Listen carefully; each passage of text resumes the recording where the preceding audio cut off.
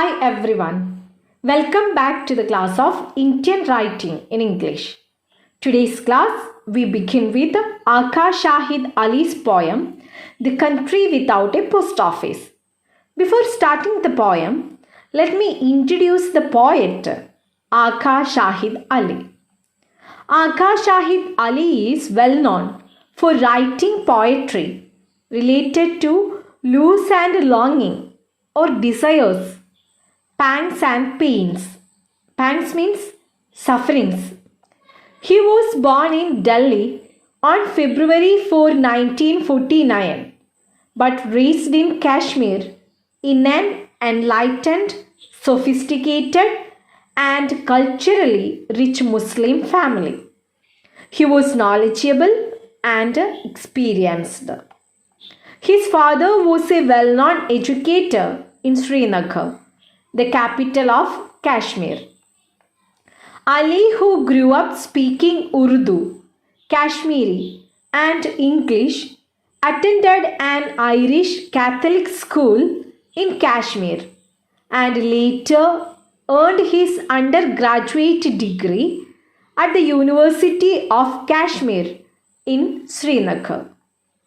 Ali obtained his master's degree in English from Delhi University and later immigrated to the United States in 1976 to obtain a PhD in English from Pennsylvania State University.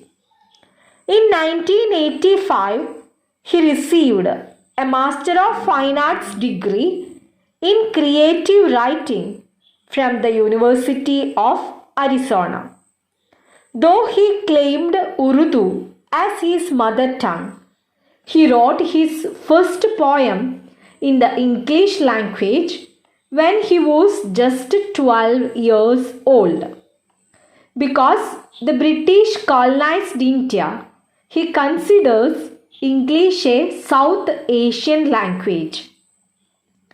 Almost all of his poetic works have been written in ghazalesque style. Ghazalesque means technical definition of ghazal. His poetry has been presented in ghazal form, but in the English language.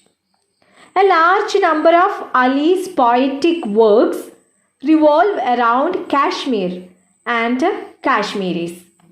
In almost all of his poetic works, he has picturized the pitiable state of Kashmir, which has been crippled by the continuous violence. While in India, Ali sent out poems regularly to American publications, which regularly rejected them. His breakthrough in poetry came in 1991 with the publication of A Nostalgic's Map of America, which critics hailed for its lyric imagery and haunting voice. Exile, longing, and a global perspective inform much of Ali's poetry, and the poet's sense of both loss and belonging is abundantly evident in his collection The Country Without a Post Office. It was published in 1997, which portrays the conflict between Muslim Indian militants and the Indian government over control of Kashmir. The title poem from the collection, The Country Without a Post Office, layers history and apocalyptic imagery to depict a nightmarishly or frightening beautiful landscape. Apocalyptic means describing the complete destruction of the world. Ali taught at a number of universities, including the University of Delhi, Pennsylvania State University, the State University of New York, Princeton University, Hamilton College, Baruch College, University of Utah, and Warren Wilson College.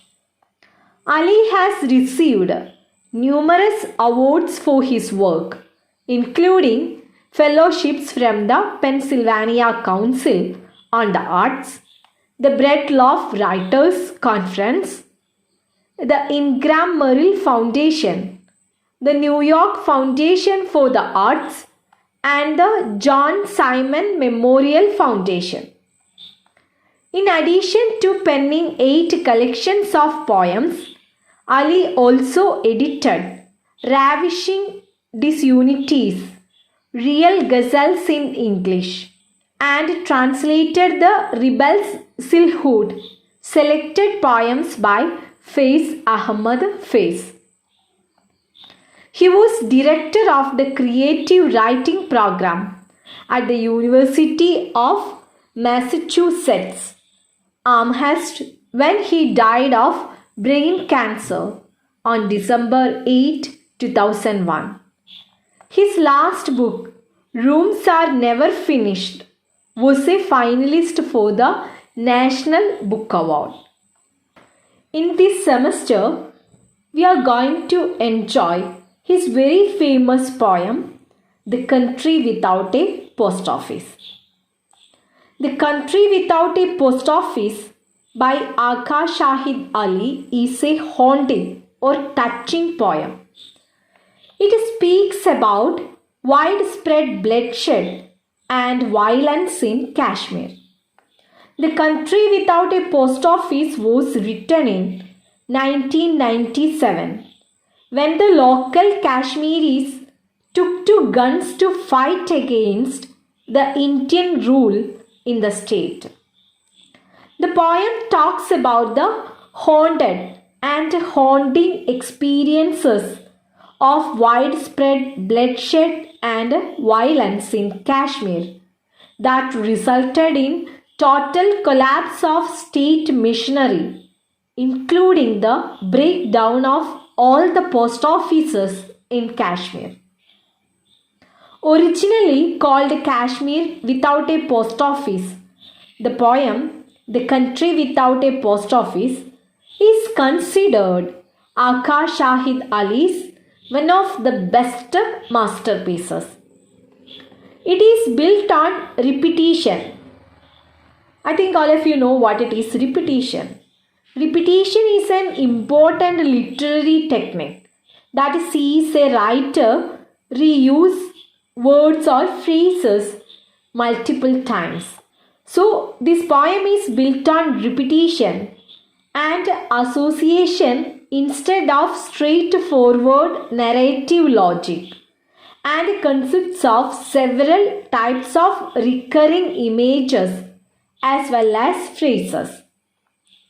Dedicated to Ali's lifelong friend James Merrill, the poem continues to maintain the integrity of feeling in the midst of political violence and tragedy.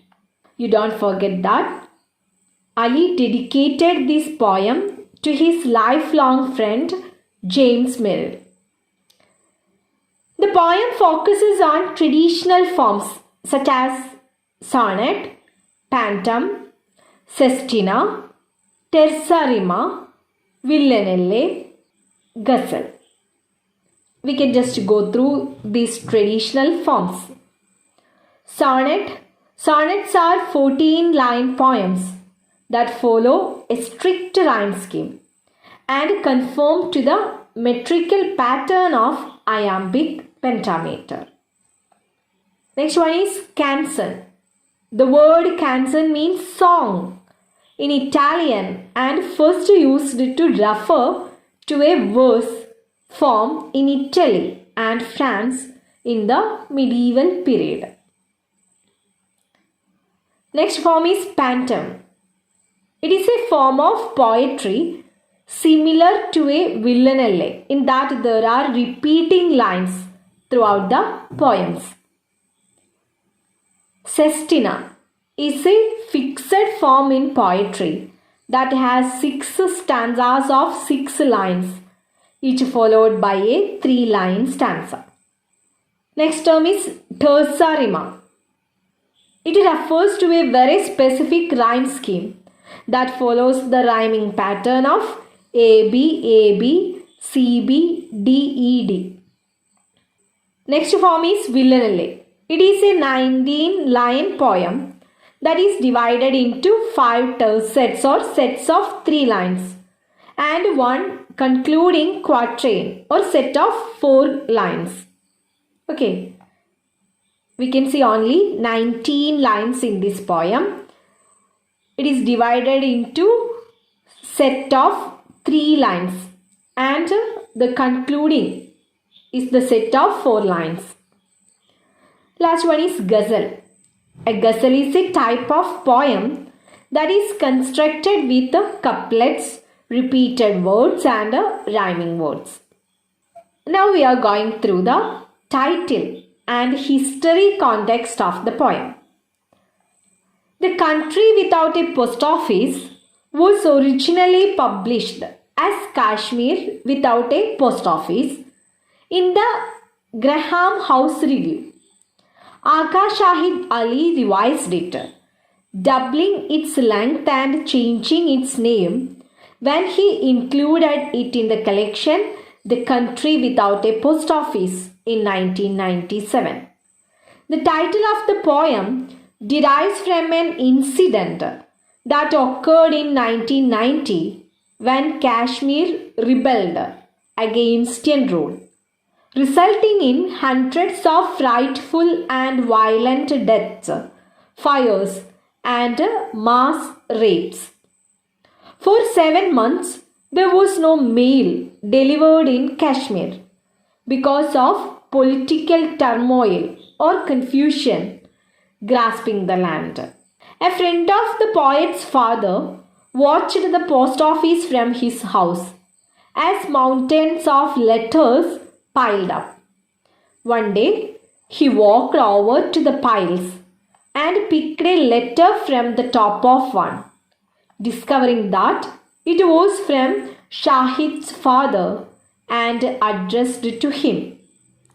The poem, dedicated to Ali's friend and fellow poet James Merrill, is long, often complicated, with a rhyme scheme that doubles back on itself and a structure that works through accumulation and association rather than narrative logic.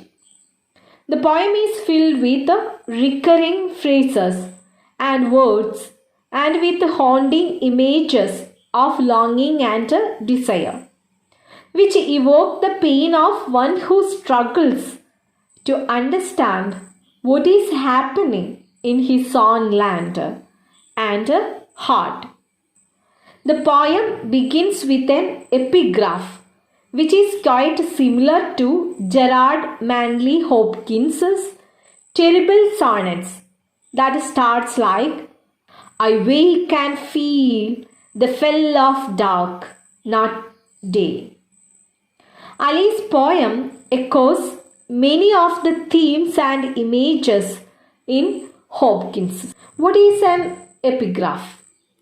An epigraph in literature is a phrase, quote, or any short piece of text that comes before a longer document. I think it's the right time to start the poem. In this poem, we can see that there are 4 sections. Let me recite the first section for you. Again, I have returned to this country where a minaret has been entombed.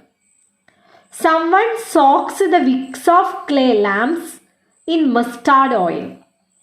Each night climbs its steps to read messages scratched on planets. His fingerprints cancel bank stamps in that archive for letters with doomed addresses. Each house buried or empty. Empty because so many fled, ran away, and became refugees there in the plains, where they must now will a final dewfall to turn the mountains to glass. They will see us through them, see us frantically bury houses to save them from fire that like a wall caves in. The soldiers light it, haunt the flames, burn our world to sudden papier mash. Inlaid with gold, then ash. When the Mausin died, the city was robbed of every call. The houses were swept about like leaves for burning. Now every night we bury our houses theirs, the ones left empty. We are faithful. On their doors we hang wreaths. More faithful each night. Fire again is a wall, and we look for the dark as it caves in. Now we are going through the glossary. First word is minaret.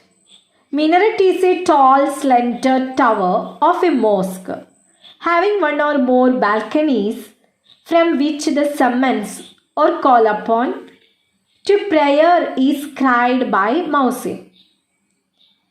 In Malayalam, it means Muslim Palliyude Gopuram. Next word is Muezzin, a man who calls Muslims to prayer from the minaret of a mosque. മുസ്ലിം പള്ളിയുടെ ഗോപുരത്തിൽ നിന്നുകൊണ്ട് പ്രാർത്ഥന ചൊല്ലുന്ന ആളിനെയാണ് മൗസിൻ എന്ന് പറയുന്നത്. Wick, a strip of porous material up which liquid fuel is drawn by capillary action to the flame in a candle, lamp or lighter. In Malayalam it means thiri.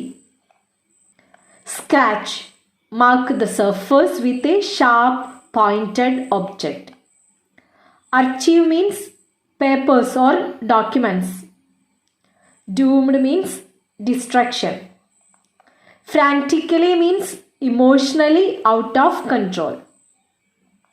Horn, make it more effective.